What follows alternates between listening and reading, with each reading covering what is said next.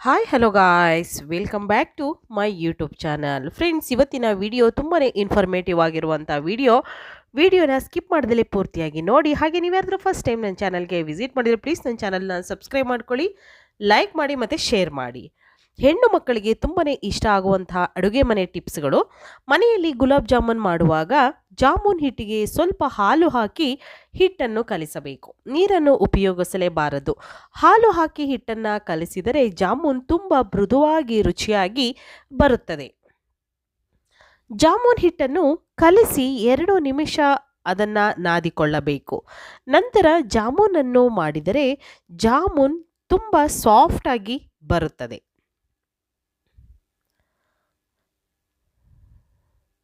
ಜಾಮೂನ್ ಹಿಟ್ಟನ್ನು ಕಲಿಸಬೇಕಾದರೆ ಎಣ್ಣೆಯನ್ನು ಬಳಸಬಾರದು ಅಥವಾ ಉಪಯೋಗಿಸಬಾರದು.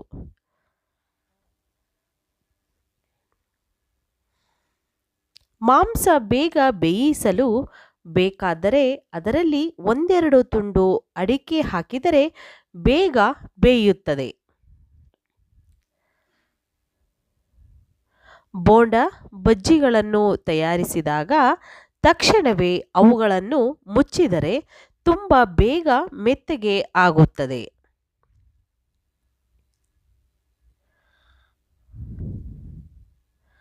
ಮಾಂಸವನ್ನು ಬೇಗ ಬೇಯಿಸಲು ಅದರಲ್ಲಿ ಸ್ವಲ್ಪ ಸುಣ್ಣವನ್ನು ಹಾಕಿದರೆ ಬೇಗ ಬೇಯುತ್ತದೆ.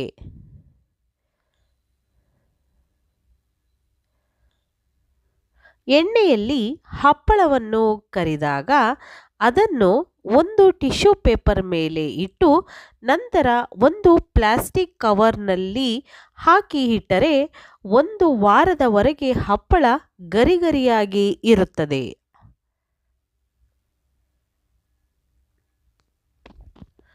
ಚಳಿ ಮಳೆಗಾಲದಲ್ಲಿ ಉಪ್ಪು ತೇವಾಂಶದಿಂದ ಕೂಡಿಕೊಳ್ಳುತ್ತದೆ.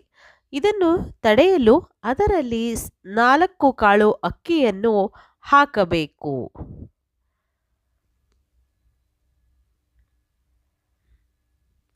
ಪನ್ನೀರನ್ನು ಡೀಪ್ ಫ್ರಿಡ್ಜಿನಲ್ಲಿ ಇಡಬೇಕು.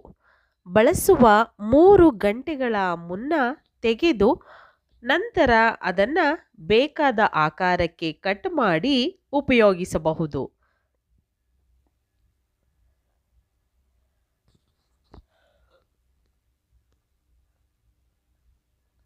ಹಾಗೆ ನೆಕ್ಸ್ಟು, ನಿಮ್ಮ ಅಡುಗೆ ಮನೆ ಸಿಂಕಿಗೆ ಆಗಾಗ ಬಿಸಿನೀರು ಹಾಕುತ್ತಾ ಇರಿ ಮತ್ತು ವಾರಕ್ಕೆ 1 ಬಾರಿಯಾದರೂ ಹರಳುಪ್ಪು ಹಾಕಿರಿ. ಇದರಿಂದ ನಿಮ್ಮ ಸಿಂಕಿನಲ್ಲಿ ತುಂಬ ಸರಳವಾಗಿ ನೀರು ಹರಿಯುತ್ತದೆ.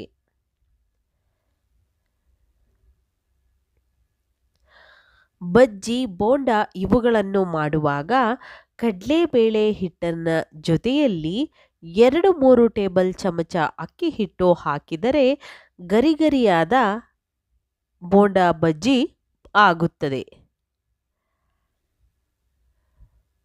ಈರುಳ್ಳಿ ಬೇಗ ಬೇಯಲು ಅದರಲ್ಲಿ ಸ್ವಲ್ಪ ಉಪ್ಪನ್ನು ಹಾಕಿದರೆ ಈರುಳ್ಳಿ ಬೇಗ ಬೇಯುತ್ತದೆ.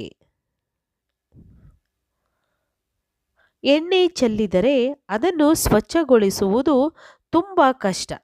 ಇದಕ್ಕಾಗಿ ಒಂದು ಸರಳ ಉಪಾಯ: ಎಣ್ಣೆ ಚೆಲ್ಲಿದ ಜಾಗದಲ್ಲಿ ಗೋಧಿ ಹಿಟ್ಟು ಇಲ್ಲವೇ ಜೋಳದ ಹಿಟ್ಟು ಹಾಕಿ ಎಣ್ಣೆಯ ಕಲೆ ಕಾಣದಂತೆ ನೀವು ಮಾಡಬಹುದು.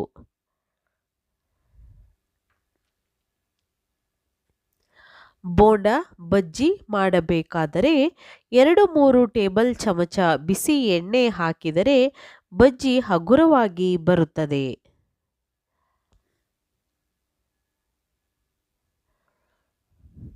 ಉದ್ದಿನ ವಡೆ ಅಥವಾ ಕಡಲೆಬೇಳೆ ವಡೆ ಮಾಡಬೇಕಾದರೆ ಬೇಳೆಯನ್ನು ನೆನೆಸಿದರೆ 3 ಗಂಟೆಗಳ ಕಾಲ ನೆನೆಸಬೇಕು.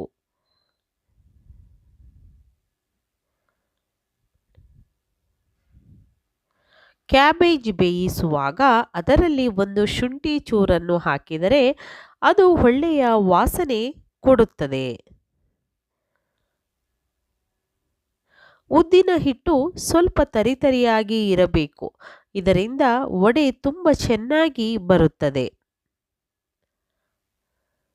ತುರಿದ ಹಸಿ ಕಾಯಿಯನ್ನು ಒಂದು ಅಗಲವಾದ ಪಾತ್ರೆಯಲ್ಲಿ ಹಾಕಿ ಫ್ರಿಡ್ಜಿನಲ್ಲಿ ಇಡಬಹುದು. ಇಲ್ಲವೇ ಒಂದು ಏರ್ ಟೈಟ್ ಬಾಕ್ಸ್ನಲ್ಲಿ ಹಾಕಿ ಫ್ರಿಡ್ಜಿನಲ್ಲಿ 1 ವಾರದವರೆಗೂ ನೀವು ಕಾಯಿಯನ್ನು ಇಡಬಹುದು.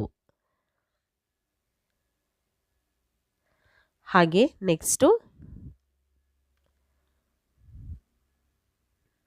ನೀವು ಹಲ್ವಾ ಅಥವಾ ಪಾಯಸ ಮಾಡುವ ಮುನ್ನ ಹಸಿ ಹಾಲನ್ನು ಫ್ರಿಡ್ಜಿನಲ್ಲಿ ಇಟ್ಟು 3ರಿಂದ 4 ಗಂಟೆಗಳ ಕಾಲ ನಂತರ ಉಪಯೋಗಿಸಿದರೆ ತುಂಬ ರುಚಿಯಾಗಿ ಇರುತ್ತದೆ.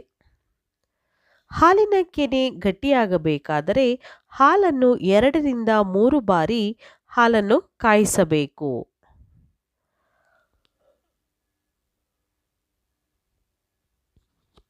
ಉಪ್ಪಿನಕಾಯಿಗಳಲ್ಲಿ ಸ್ವಲ್ಪ ಖಾರ ಉಪ್ಪು ಹೆಚ್ಚಾಗಿಯೇ ಇರಬೇಕು. ಇದರಿಂದ ಉಪ್ಪಿನಕಾಯಿಗಳು ಕೆಡುವುದಿಲ್ಲ.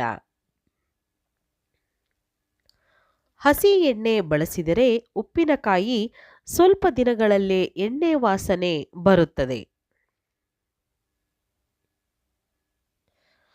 ನಿಮಗೆ ಬೇಕಾದ ಪ್ರಮಾಣದಷ್ಟು ಉಪ್ಪಿನಕಾಯಿಗೆ ಎಣ್ಣೆ ಬೆರೆಸುವುದು ಸೂಕ್ತ.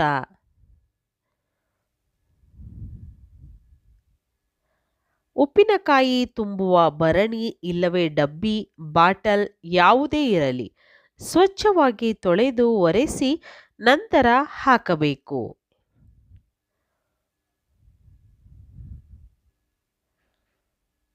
ಉಪ್ಪಿನಕಾಯಿ ಸ್ಟೀಲ್ ಡಬ್ಬಿಯಲ್ಲಿ ಇಡಬಾರದು. ಆ ಪಾತ್ರೆಯಲ್ಲಿ ಸ್ಟೀಲ್ ಚಮಚ ಕೂಡ ಹಾಕಬಾರದು.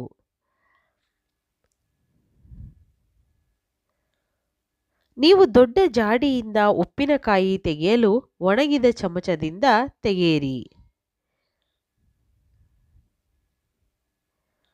ಬೇಕಾಗಿರುವ ಪ್ರಮಾಣಕ್ಕೆ ಮಾತ್ರ ಒಗ್ಗರಣೆ ನೀಡಿ ಉಪ್ಪಿನಕಾಯಿಯನ್ನು ಬಳಸಿಕೊಳ್ಳಬೇಕು.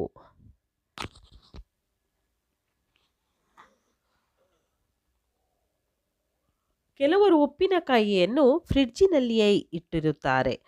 ಆದರೆ ಒಂದು ಸಾರಿ ಫ್ರಿಡ್ಜಿನಲ್ಲಿ ಇಟ್ಟ ಉಪ್ಪಿನಕಾಯಿ ಮತ್ತೆ ಹಲವಾರು ದಿನಗಳು ಹೊರಗಡೆ ಇಡಲು ಬರುವುದಿಲ್ಲ. ಒಂದು ವೇಳೆ ಇಟ್ಟರೂ ಬೇಗ ಕೆಟ್ಟು ಹೋಗುತ್ತದೆ.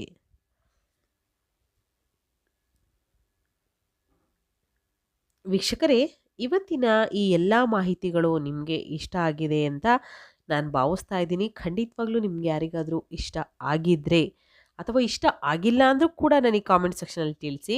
ಹಾಗೆ ಇನ್ನು ಯಾವ್ಯಾವ ಹೊಸ ಟಿಪ್ಸ್ಗಳು ಬೇಕು ಅನ್ನೋದನ್ನು ತಪ್ಪದೇ ಕಾಮೆಂಟ್ ಸೆಕ್ಷನಲ್ಲಿ ತಿಳಿಸಿ. ಖಂಡಿತವಾಗ್ಲೂ ನಿಮಗೆ ಬೇಕಾಗಿರುವಂತಹ ವಿಡಿಯೋಗಳನ್ನು ನಾನು ಶೇರ್ ಮಾಡ್ತೀನಿ. ಸೊ ಇವತ್ತಿನ ಈ ವಿಡಿಯೋನ ಇಲ್ಲಿಗೆ ಮುಗಿಸ್ತಾ ಇದ್ದೀನಿ. ಮತ್ತೆ ಇನ್ನೊಂದು ಹೊಸ ವಿಡಿಯೋ ಜೊತೆ ಬರ್ತೀನಿ ಫ್ರೆಂಡ್ಸ್. ಅಲ್ಲಿವರೆಗೂ take care, bye, see you.